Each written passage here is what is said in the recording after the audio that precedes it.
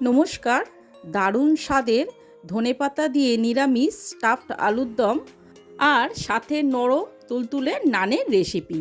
তবে এই স্টাফড আলুর দমটা আপনারা লুচি, পরোটা, ফ্রাইড রাইস, পোলাও সব কিছুর সঙ্গেই কিন্তু 100% জমে যাবে। তাহলে চলুন আজকের এই আসল রেসিপিটি আপনাদের সঙ্গে শেয়ার করে নিই। এখানে আমি 1 কিলো বড় সাইজের আলু নিয়েছিলাম। সেই আলুটাকে এরকম ভালো করে ছাড়িয়ে মাঝখান থেকে আমি দুভাগ করে নিয়েছি। এবার এই কাঁচা আলুগুলোকেই আমি মাঝখান থেকে স্কুপিং করে নেব।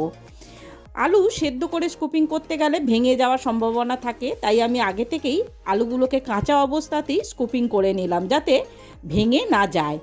পুর ভরার জন্য আমার সমস্ত আলু দেখুন স্কুপিং করা হয়ে গেছে, দেখতেই পাচ্ছেন। এবারে এইগুলোকে আমি খুব ভালো করে ধুয়ে নিয়েছি যাতে আলুগুলো কালো না হয়ে যায়। আলুগুলো ধুয়ে নিয়েছি। এবার অন্যদিকে গ্যাসের মধ্যে একটা কড়াই বসিয়ে আমি পরিমাণ মতো বেশ অনেকটাই আমি তেল দিয়ে দিয়েছি। দিয়ে তেলটা যখনই গরম হবে আলুগুলোকে আমি তেলের মধ্যে দিয়ে দেব। এই সময় আন্দাজ মতো আমি কিছুটা লবণ দিয়ে দেবো। দিয়ে হালকা মিডিয়াম আঁচে আমাদের আলুগুলোকে ভাজতে হবে। আলুর গায়ে যখনই দেখবেন এরকম লাল রং চলে এসেছে আর আলুগুলো 80%-এর মতো ভাজা হয়ে গেছে, এই সময় তেল থেকে আমি আলুগুলোকে ছেঁকে তুলে নেব। এবারে কড়া থেকে আমি এক্সট্রা কিছুটা তেল অন্য একটা পাত্রে তুলে নেব। নিয়ে বাকি তেলের মধ্যে আমি গোটা জিরে ফোড়ন দিয়ে দেব। ফোড়নটা যখনই ভাজা হয়ে যাবে এখানে আমি কিছুটা আদা গ্রেট করেছিলাম, সেই গ্রেট করা আদাটা আমি এর মধ্যে দিয়ে দেব। দিয়ে এখানে সামান্য একটু জল দিয়ে দেব। আদাটা যখনই ভাজা হয়ে যাবে, আদার কাঁচা গন্ধ চলে যাবে, এখানে আমি এক এক করে 1/2 চামচ জিরে গুঁড়ো, 1/2 চামচ ধনে গুঁড়ো, 1/2 চামচ হলুদ গুঁড়ো আর 1/2 চামচ লঙ্কা গুঁড়ো দিয়ে এবার খুব ভালো করে মশলাটা আমাদের প্রথমে কষিয়ে নিতে হবে। মশলার কাঁচা গন্ধ যখনই চলে যাবে এখানে আমি আন্দাজ মতো লবণ আর 1 চামচ চিনি দিয়ে দেব। দিয়ে এইটা সামান্য একটু নাড়াচাড়া করে নিয়ে আমি আগে থেকেই কিছুটা আলু সিদ্ধ করে ম্যাশ করে রেখেছিলাম, সেই সিদ্ধ আলুটা এর মধ্যে দিয়ে দেব। দিয়ে সামান্য একটু মশলার সঙ্গে নাড়াচাড়া করে নিয়ে এখানে আমি 150 গ্রামের মতো পনির গ্রেট করে রেখেছিলাম, সেই পনিরটা এর মধ্যে দিয়ে দেব। আর বেশ কিছুটা কড়াইশুঁটি সিদ্ধ করে এর মধ্যে দিয়ে দেব। দিয়ে এবার খুব ভালো করে মশলার সঙ্গে আমাদের এগুলোকে একসঙ্গে মিশিয়ে নিতে হবে। আলুটা এখানে আমাদের বাইন্ডিংয়ের কাজ করবে। এবারে সমানে নাড়াচাড়া করতে করতে পুরটা যখনই দেখবেন কড়া থেকে এরকম ছেড়ে দিচ্ছে তখনই আমাদের পুরটা রেডি হয়ে গেছে। এবারে এইখানে গ্যাসটা অফ করে দিয়ে আমাদের পুরটাকে ঠান্ডা করে নিতে হবে। পুরটা যতক্ষণ ঠান্ডা হচ্ছে অন্যদিকে আমরা একটা মিক্সার বাটির মধ্যে বেশ কিছুটা ধনেপাতা নিয়ে নেব, 3টে কাঁচা লঙ্কা, 1 ইঞ্চি আদা টুকরো করে দিয়ে দেব, 12-13টা এখানে গোটা কাজু দিয়ে দেব আর 100 গ্রাম এখানে আমি টক দই দিয়ে দেব। দিয়ে এবার এই সব কটাকে আমাদের একটা পেস্ট বানিয়ে নিতে হবে। আমাদের একটা মিহি পেস্ট দেখুন বানানো হয়ে গেছে। অন্যদিকে আমাদের আলুগুলো ঠান্ডা হয়ে গেছে আর আলুর পুরটাও আমাদের ঠান্ডা হয়ে গেছে। এবার এক একটা আলুর মধ্যে আমরা পুর ভরে আলুগুলোকে সমস্ত রেডি করে নেব। আমি সব কটা আলুর মধ্যেই এইভাবে পুর ভরে দেখুন রেডি করে নিয়েছি। অন্যদিকে গ্যাসের মধ্যে আমি কড়াই বসিয়ে দিয়ে এখানে পরিমাণ মতো বেশ কিছুটা আমি তেল দিয়ে দেব। তেলটা যখনই গরম হবে এখানে আগে থেকে সেই বাটা মশলাটা আমি এর মধ্যে দিয়ে দেব। দিয়ে সামান্য একটু নাড়াচাড়া করে এখানে আমি এক এক করে 1 চামচ জিরে গুঁড়ো আর 1 চামচ ধনে গুঁড়ো, আন্দাজ মতো লবণ আর 1 চামচ চিনি দিয়ে দেব। দিয়ে এবার মশলাটাকে আমাদের খুব ভালো করে কষিয়ে নিতে হবে। তাহলে বন্ধুরা, আপনাদের যদি আমার এই রেসিপিটি ভালো লেগে থাকে তাহলে অবশ্যই আমার চ্যানেলটি সাবস্ক্রাইব করে একটা লাইক, কমেন্ট আর শেয়ার করে দিয়ে আমার পাশে থাকার অনুরোধ রইল।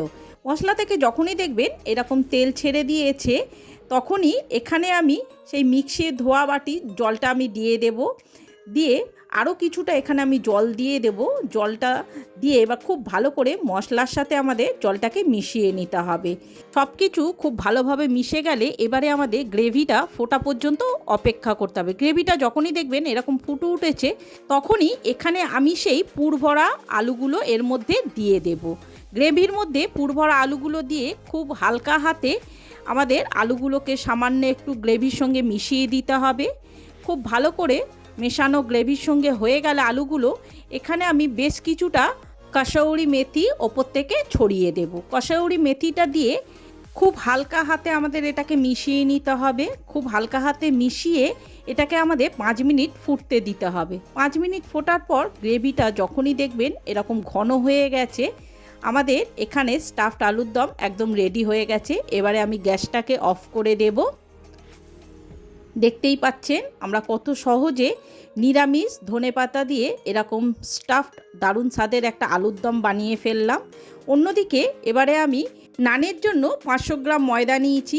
এবারে এক এক করে এর মধ্যে আন্দাজ মতো নুন আর 1 চামচ চিনি দিয়ে এবার খুব ভালো করে প্রথমে নুন আর চিনিটাকে আমাদের ময়দার সঙ্গে মিশিয়ে নিতে হবে। খুব ভালো করে ময়দার সঙ্গে মেশানো হয়ে গেলে এখানে আমি 100 গ্রামের মতো টক দই দিয়ে দেব।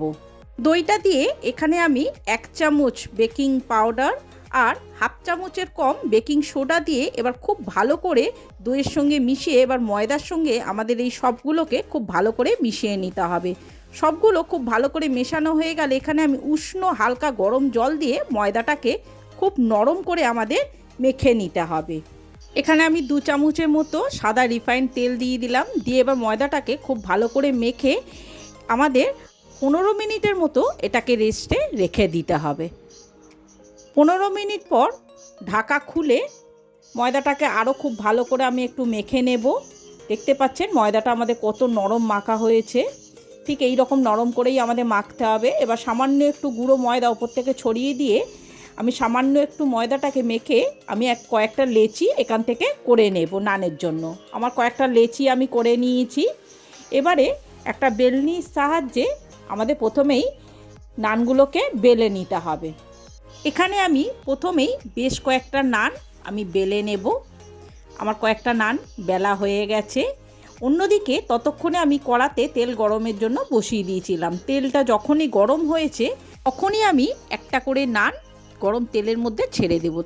ছেড়ে দেওয়ার সাথে সাথে দেখতেই পাচ্ছেন আমাদের নানগুলো কীরকম ফুলে উঠেছে। আমি 2 পিঠ খুব ভালো করে ভেজে নানগুলোকে একটা একটা করে তুলে নেব। ফের একটা নান আমি দেখুন তেলের মধ্যে ছেড়ে দিচ্ছি। ঠিক এইভাবে আমি এখানে বেশ কয়েকটা নান আমি ভেজে নিয়েছি। আর আপনারা দেখতেই পাচ্ছেন আমাদের নানগুলো কীরকম বলের মতো ফুলে উঠেছে। আমার কয়েকটা নান ভাজা হয়ে গেছে। এবারে আমি গরম গরম নান আর সেই স্টাফড আলুর দম পরিবেশন করে দেব। তাহলে বন্ধুরা দেখতেই পেলেন কত সহজ উপায়ে আমরা এই রকম একটা দুর্দান্ত স্বাদের স্টাফড আলুর দম আর নরম নান খুব সহজেই বানিয়ে ফেললাম বাড়িতেই। তাছাড়া বাড়িতে যদি হঠাৎ কোনো গেস্ট চলে আসে কিংবা যে কোনো পুজোর দিনে এইভাবে নিরামিষ স্টাফড আলুর দম আর নরম নান আপনারা বাড়িতেই বানিয়ে নিতে পারেন, তাহলে বাড়ির ছোট থেকে বড় সকলেই খেয়ে আপনার প্রশংসা করতে বাধ্য হবে।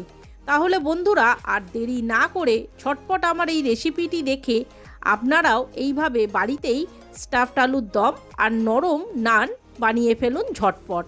একটা নান হাতের মুঠোয় করে নিয়ে দেখাচ্ছি, দেখুন নানটা কতটা নরম হয়েছে। আর একটা ছিঁড়ে দেখাচ্ছি, দেখুন ভেতর থেকে কতটা এটা জালিদার হয়েছে। আপনারা দেখেই বুঝতে পাচ্ছেন তাহলে নানটা কতটা নরম আর কতটা সুস্বাদু খেতে হবে, এটা দেখেই বোঝা যাচ্ছে। তাহলে বন্ধুরা ঝটপট এইভাবে বানিয়ে ফেলুন আর আমাকে অবশ্যই কমেন্ট করে জানাবেন আমার এই রান্নাটা আপনাদের কেমন লেগেছে। তাহলে আগামী দিনগুলোতে আরও নিত্য নতুন রেসিপি আপনাদের জন্য আমি আনতে পারবো। তাহলে বন্ধুরা আজকের মতো আমার এই ব্লগটা আমি এখানেই শেষ করলাম। দেখা হচ্ছে আর একটা নতুন রেসিপির সাথে আরেকটি নতুন ব্লগে। ততদিন আপনারা ভালো থাকবেন, সুস্থ থাকবেন। নমস্কার।